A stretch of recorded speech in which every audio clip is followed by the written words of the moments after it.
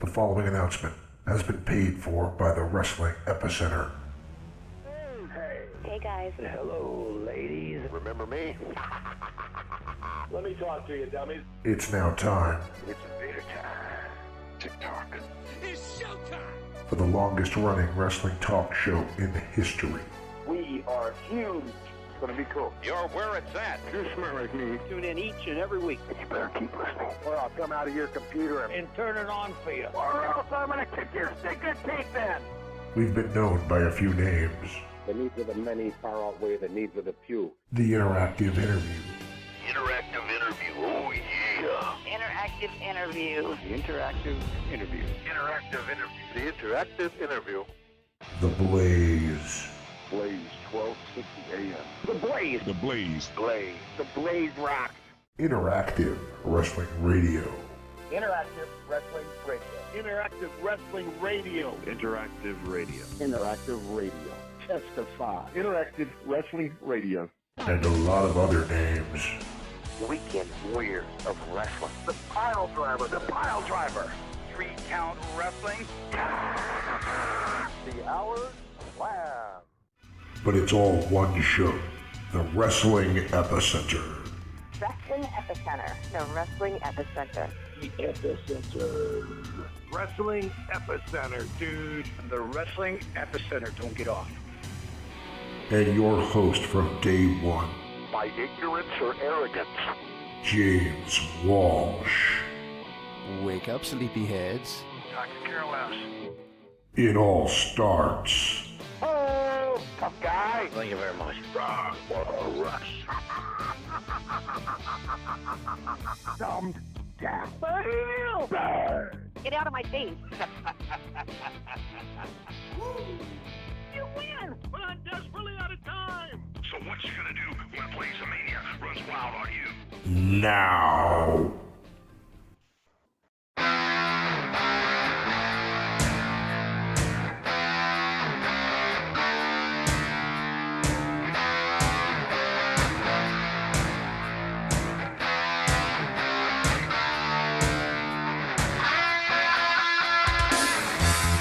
Hello, everybody, and welcome to another quarantined edition of Interactive Wrestling Radio right here on WrestlingEpicenter.com. You know, I really thought with everybody home and not being able to do much that we'd be churning out episode after episode because what is there to do but talk, right? But unfortunately, it's not really been the case. We had Tyson Dukes on to talk about Dark Side of the Ring a couple weeks ago, and this week we bring you a gentleman who's also on Dark Side of the Ring, who's also on All Elite Wrestling, and now has his second autobiography out in stores under the black hat. It is the WWE Hall of Famer, Jim Ross. Never had Jim Ross on until now, so we're so happy to have him on. Literally been watching him my whole life, so it's very cool to have on somebody that is so, as is the phrase of the week or the month, woven into the fabric of professional wrestling. He is definitely that, and he's going to be on our show. So I hope you guys enjoy this interview. Check out his book. It's available in a couple different formats. Check out the audiobook. It's actually very cool because you can hear Jim Ross read the book. And as he says in our interview, that was actually more difficult than writing the book.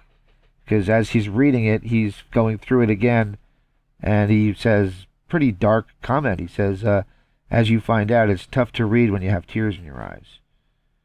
Gets pretty deep, this interview, but it's a fun interview with a guy who's all over the wrestling scene right now. It was great to see him back calling the empty arena match on Dynamite between Jon Moxley and Jake Hager, and I hope everybody checks out the book as well as AEW Dynamite Wednesday nights on TNT.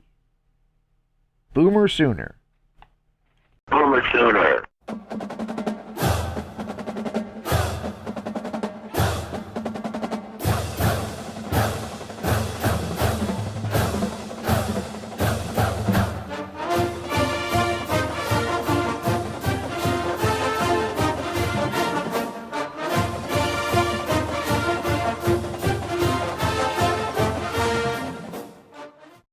Welcome back to Interactive Wrestling Radio. On the Newsmaker line with me right now is a gentleman I've literally been watching my entire life. I'm 38 years old.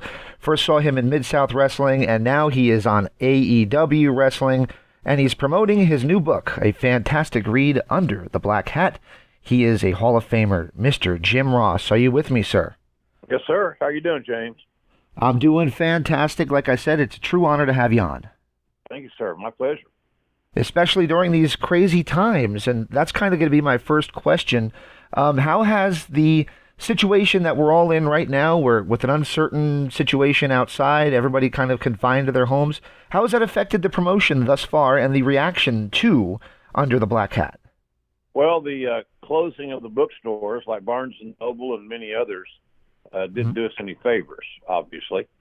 But thank goodness we have a Plan B in place, meaning that you can get your Under the Black Hat book delivered on audio book, on ebook, and if you go to my website, JRSBBQ, you get a personally signed autograph copy of the book, first edition, hardcover, a little premium bookmark that we have made. And the nice thing is that I will pay your mail, your shipping, if you live in the lower 48, as we say. So JRSBBQ.com is an interesting place to visit. It don't cost you any money. Just go check it out. And, of course, we're selling lots of books at Amazon, Walmart.com, Target.com, wherever you can buy books online, we're there. And the book's doing very well, James. Thanks for asking. But we just had to make the best of the situation. I couldn't open the bookstore doors, but I can sure go the other route and cultivate that. So that's what we're doing, and it's selling great. So we're very blessed. Absolutely, and I've been doing my research into this. Obviously, I've read the book, but I also heard in an interview that I didn't realize beforehand about the audiobook. I, myself, it doesn't mean what people think it means, but I'm actually legally blind, so it does have that option to get the audiobook and hear you read it. I've sampled a little bit of it, and what was that experience like, reading what you wrote, especially covering the deeper material that you went into in this book, maybe more so than Slobberknocker? It was challenging, to read about or to talk about when I read the book, portions of it with my late wife and how she died, and how much more important, how big she was to my career, and how she interfaced with so many WWE stars like Stone Cold and others. I think I felt like I owed that to her. Slobberknocker ended with Michaels losing the WWE title to Stone Cold. That's how we stopped the Slobberknocker book, my first autobiography. And then we picked it up here with Under the Black Hat.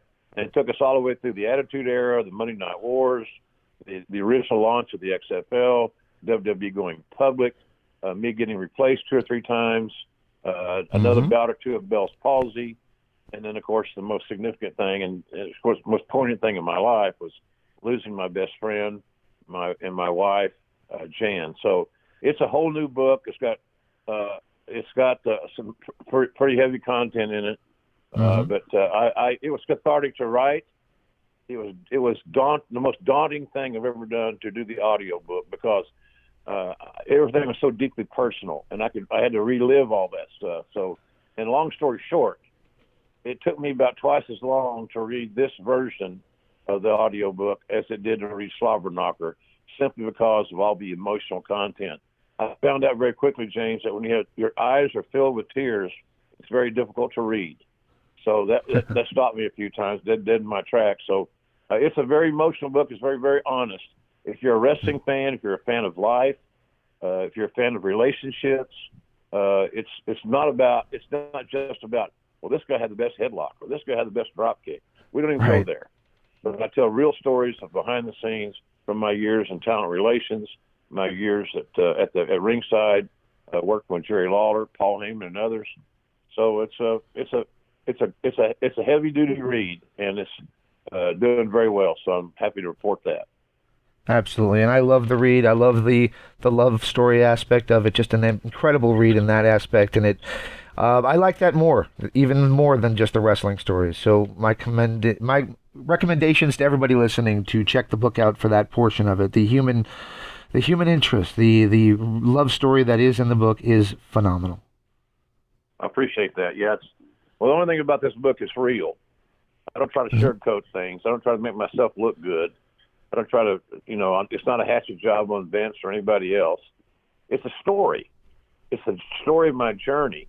Just reporting it on how it was, what was said, how I felt, and then, of course, as you mentioned, the love story aspect, which I never dreamed it would be perceived that way. I had a friend of mine I sent a book to, and this was a few weeks ago, and he was on the road before all this quarantine stuff happened, and when he got home, his wife was reading my book, and he said, "Well, I want to start reading JR's book," and she said, "Well, I'm not finished with it." She said, "I'm reading a love story," and he said, "What?" So I never perceived I would be writing a love story, James, but hey, whatever creates an interest, understand this: it's true. A lot of the topics some fans are going to be very familiar with, but they never knew the whole story. So you get the whole story here in this book, and I hope folks will check it out. Just check it out and see if you like it. Absolutely. And I'll wrap up with the book with a few questions, but do you mind if I ask you a couple of wrestling questions? Go ahead. All right. So on Wednesday morning, with all this quarantine, my son greets me in the morning wearing his Young Bucks shirt, handing me my AEW shirt, and he's already got his brother up wearing his Hangman Page shirt up. We're very much an AEW family, and I've not experienced this with any other brand of wrestling other than WWE, where there is this loyalty that even my kids have, more so than, I don't want to say more so than me. I'm about as big with AEW as you can be. But, yeah, my whole family's kind of become engulfed in this thing. Have you ever experienced the fandom towards a wrestling company outside of WWE the way that AEW is getting received now from the seems like wanting fans? We had a very passionate fan base in Mid-South. The level of talent that we're able to connect with the audience was pretty amazing for a small pro wrestling territory. But on a national basis, it seems like the fans are saying to us that we are ready for an alternative. We're ready for something new. And I think our talents, many of them, the veterans that have been to the big dance, like Chris Jericho and John Moxley and all these guys,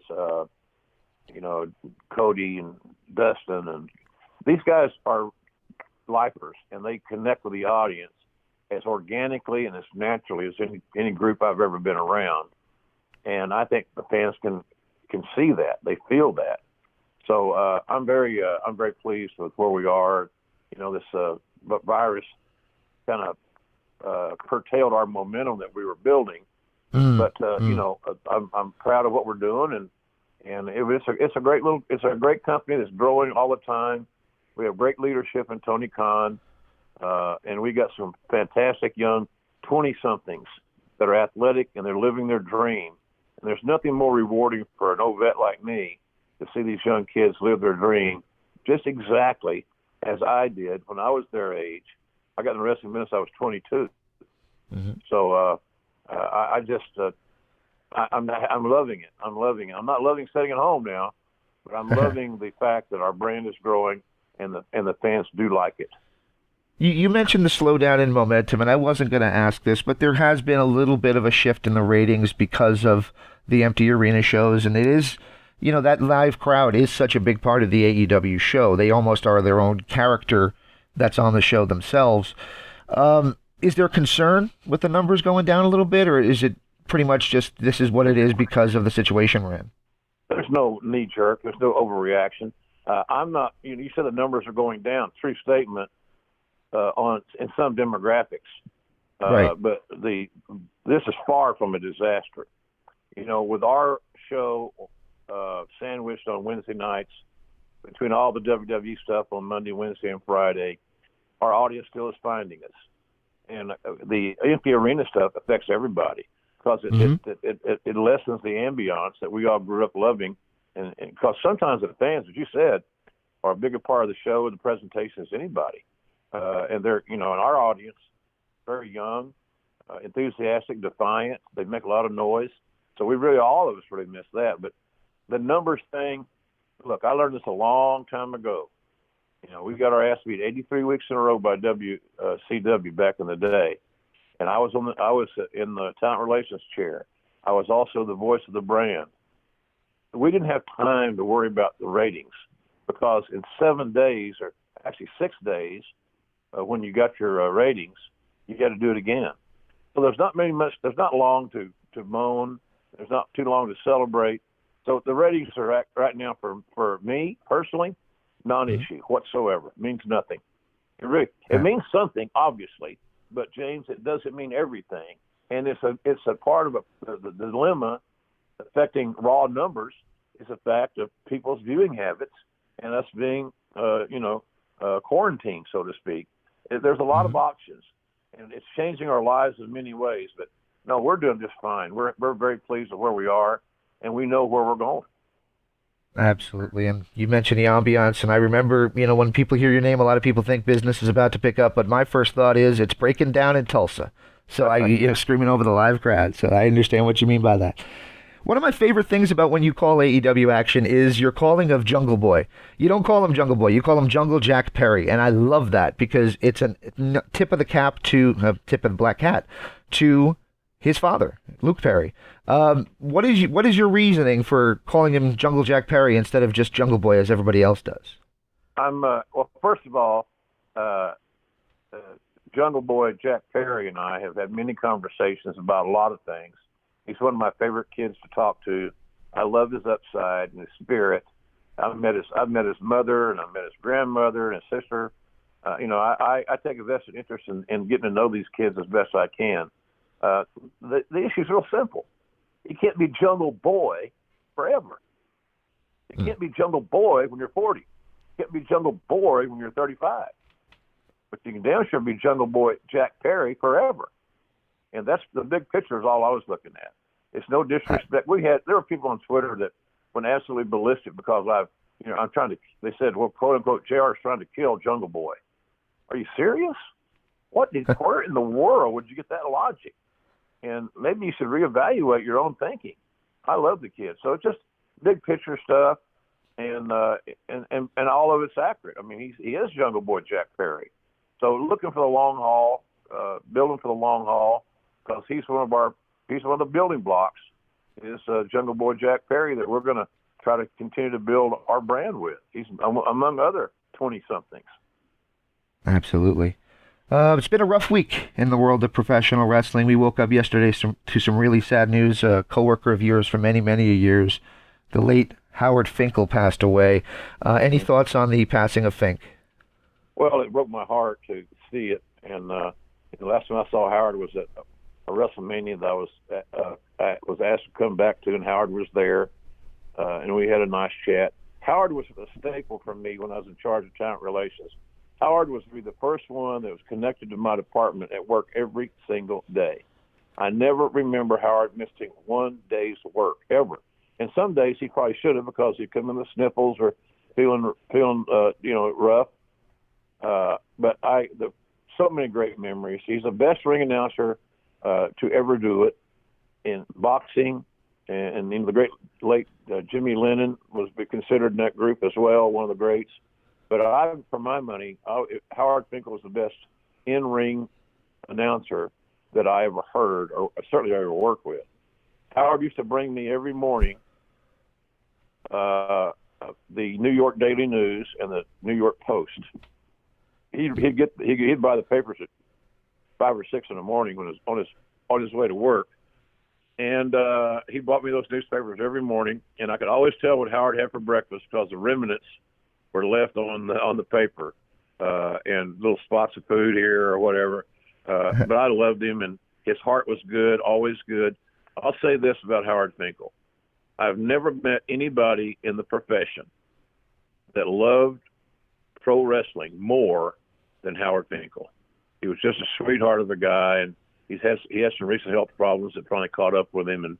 But Howard is a everlasting part of the fabric of the pro wrestling business. And I'm just very, very honored that I got to work with him all those years. 26 years I worked with Howard. Yeah. And I saw him virtually every damn day. So, he was just a big help and did so much more than ring announce. but he's definitely going to be missed. But I love the memories of Howard. They bring a smile to one's face, and he will definitely be missed. And God bless Howard. All right. We're right about the time that I was allotted. Do you mind if I ask you just one or two more questions, or you got to go? All right. Well, we mentioned it was a tough week as well. A lot of WWE talent was let go. And my first thought wasn't necessarily, obviously I feel bad for these guys, but there's so much potential now in the world of wrestling for them to find a spot in a company like an AEW or like an Impact or like the other companies that are viable out there. What is your advice to the talent that may have had a rough week this week? Don't allow anybody outside your family or yourself to amend your dreams. If you love wrestling, don't let this bump in the road turn you off to wrestling. Speaking from experience of being knocked down a few times in one's career, you have the option to get back up, or you can stay down and feel sorry for yourself, which I find to be embarrassing, and for me, it's just unacceptable for me personally. It's time to set the reset button. Reinvent yourself. Work on your look. Work on your presentation. When you come back after being laid off, are you going to be better than you were when you left? Are you going to recognize what were perceived weaknesses and address those and solve those weaknesses, make those weaknesses strengths? This is a lot to do with the talent, maybe everything to do with the talent. How are you going to reinvent? How are you going to reset? And please don't get into a poor me, I lost my dream is over. Your dreams are not over. Think like that. Frequently enough, you're going to have a self-fulfilling prophecy, which I find to be unacceptable as well. So just regroup, man. Regroup, restructure, and you're an entrepreneur. You are your own business. How are you going to make your business better so that the likelihood of this happening again with your next job doesn't occur? So that's where I see it. It's not the beginning. It could be the end. I mean, it could be the begin. It's not the end. It could be the beginning. So I'm trying to say, if one chooses for that to occur.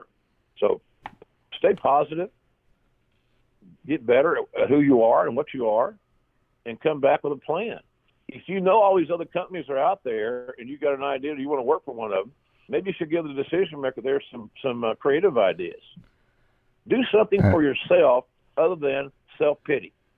Now it's not the time for self-pity. You just 30 or 40 people from WWE, wherever it was, have joined 6 million Americans unemployed.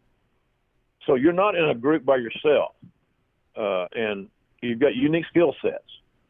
Utilize that, stay positive, and again, all important, hit the reset button and improve your brand.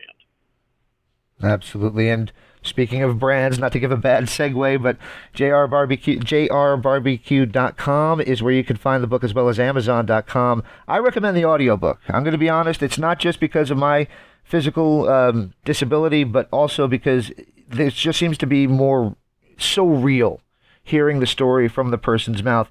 Again, I can't thank you enough for taking the time to do this. Do you have any last comments about the book? No, just I hope people will check it out. There's a lot of excerpts out there. AEW has done a great job helping me promote it. JRSBBQ is also the site where I have my barbecue sauces and our chipotle ketchup, jalapeno honey mustard, beef jerky, seasonings, and so forth. And the book offer, it's a personalized autograph. You tell me what you want me to say, and I'll do that. You'll get a first edition of the book, and you'll get a custom-made bookmark that we have made just for this promotion, and you will get free shipping in the lower 48. So that's something to think about. But it's doing good, man. It's my last public hug from my late wife, Jan, and I truly believe that folks will enjoy reading it. I truly did enjoy reading it. I thank you so much for the time. Before I let you go, you probably know what I'll ask, but do you mind if I ask for one last favor from you before I let you go? I guess not. Do you mind if I ask for a station ID, just saying this is good old JR and you're listening to the Wrestling Epicenter? Hi, everybody. This is good old JR, the voice of AEW Wrestling, and you are listening to Wrestling Epicenter. Enjoy it. I appreciate that. I wanted to tell you, in preparation for this, I actually uploaded my old interview with the late Doc, Dr. Steve Williams from 2007, and man, here in Boomer Sooner, I hope we have a college football season this year. That's all I can say. It's going to be a photo finish, buddy. It's going to be a photo finish. Absolutely. If the students can't get back in the classrooms, you can forget about having football. If the campuses are closed, there ain't going to be no football. That's a shed, and that's the reality of this whole situation. So, people just got to understand: stay home. Stay home. Don't take any chances. I don't like staying home either. I'm an alpha male, man. I'm a people person. I've been traveling forever, and now all of a sudden, boom, I'm not traveling at all. So it's a serious business. But I don't know that everybody takes it seriously, especially with the talk of opening up all the businesses and all these experts. Well, we can do this. It's crazy. I ain't flying again until there's a vaccine proof that things are okay to fly. I'm in the high risk group. My boss Tony Khan does not want me flying. It's his insistence that I maintain my health because of the big picture again. So, yeah, it's a tough scenario. We're all in it. Nobody's getting an advantage, but it's real simple. Keep your ass at home. Period. Exactly. I got 2 kids. I got a wife. All of us are at home. And, tempers fly. We're all getting a little bored, but it's the best thing for the long-term health of everybody. I agree with you. Absolutely. The preceding announcement was paid for by the Wrestling Epicenter. I'm to listen, and if you like what you heard, I'm glad. If you didn't like what you heard, well, go fuck yourself. Most people done hung up on me. We had a lovely conversation.